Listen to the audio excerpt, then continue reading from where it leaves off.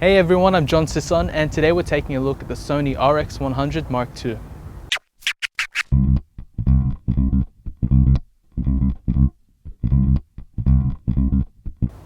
The Sony RX100 M2 replaces its predecessor with some new functions, features, and connectivity. Sony has also claimed it is better in low light performance due to it using a back illuminated sensor. But how good is this camera in low light? And can it live up to the hype of its predecessors being called one of the best pocket cameras ever made? Keep watching to find out.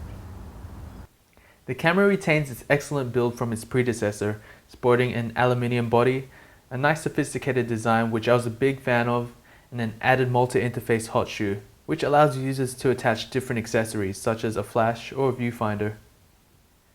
On the bottom of the camera there is a tripod mount and a compartment which houses an X-type battery and an SD card. The first RX100 and the RX100 M2 are very similar cameras when it comes to design and button layout. As you take a look at both of the cameras, you would find it hard to tell the difference between the two, but it's only when we take a look closer that we then begin to find the differences. Of course, we have the multi-interface hot shoe, which the first generation missed out on, and another is a tilting LCD screen for different angled shooting, where the RX100 has a fixed LCD screen.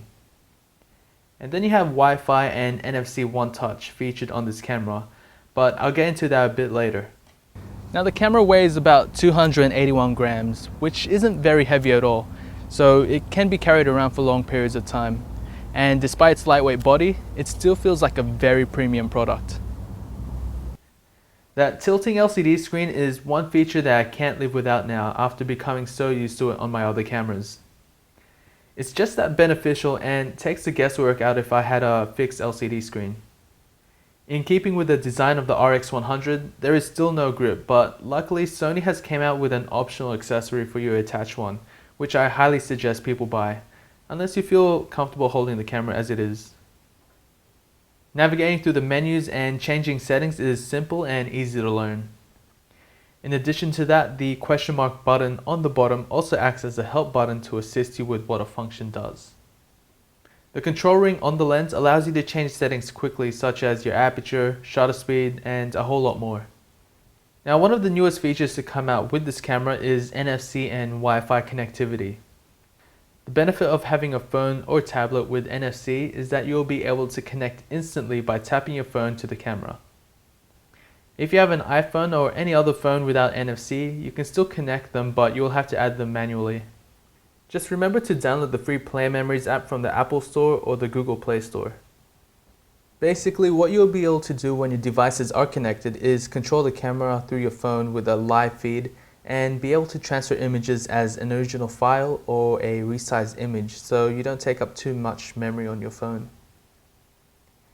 And of course, you do have 10 frames per second shooting, sweep panorama, picture effects, anti-motion blur, and handheld twilight, where the camera takes several photos and stitches them into one. For the size of the camera, there is nothing that beats the RX100 M2. The 1-inch sensor really gives it a big advantage with its low light capabilities and overall image quality.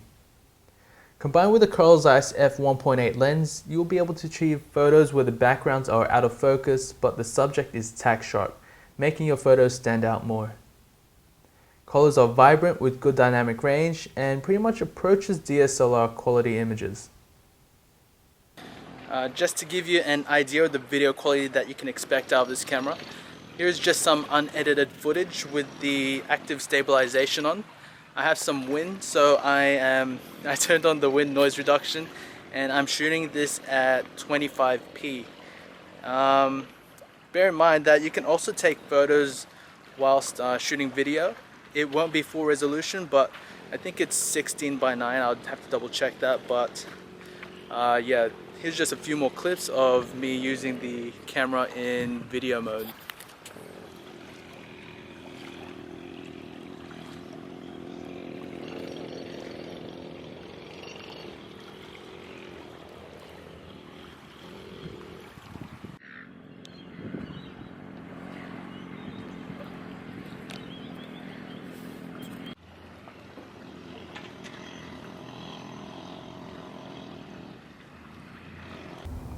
The RX100 Mark II certainly offers a number of features and upgrades to make it a worthy successor to the first generation RX100.